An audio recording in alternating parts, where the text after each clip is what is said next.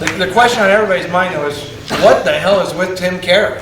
I mean, I'm just going to jump right to that, because this is a guy who can overact with his socks, which you actually saw in the last shot of the film, right? In one of Tim Carey's last movies, Fast Walking, a James B. Harris movie, he was thrown to his death off a tier in, you guessed it, a prison. He was supposed to be dead, and he started gesticulating from the grave.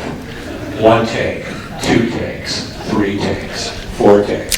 He was in the overrated Stanley Kubrick Andy War flick, Paths of Glory, and when Kirk Douglas was making his moving plea for the lives of the 3 deserters, he was sticking his fingers in his ears and mugging. Kirk Douglas kicked his ass.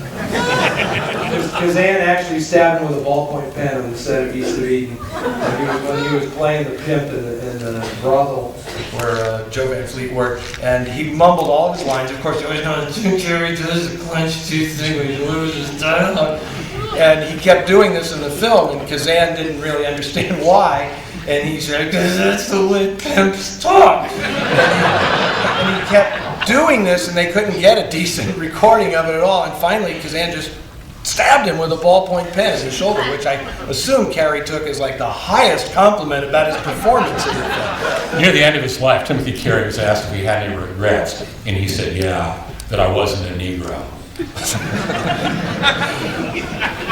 Has anybody in this theater seen The World's Greatest Singer? Okay, that is a film that is so far ahead of and behind everything. It exists completely in another plane of reality. If you have not seen it, but that's a restoration that needs to be done if there's anything left. But I believe his last great unfinished work was Tweet's Ladies of Pasadena, which was about a gardener whose dream is to clothe all the animals in the world, and he actually kills people with his lethal flatulence. This was Carey's great idea was that he would shoot the film, it would have one screening, and it would go from the projector straight into a shredder, at which point the film would be blown out over the audience in a hail of celluloid confetti after the one screening. So, Eddie, here's my big question about Timothy Carey, who died in his 70s not long ago. He only made about 10 movies, maybe 14, 15, 16. How the hell did he earn a living all those years? He lived in El Monte out in the San Gabriel Valley, parenthetically the town my mother was murdered in 1958.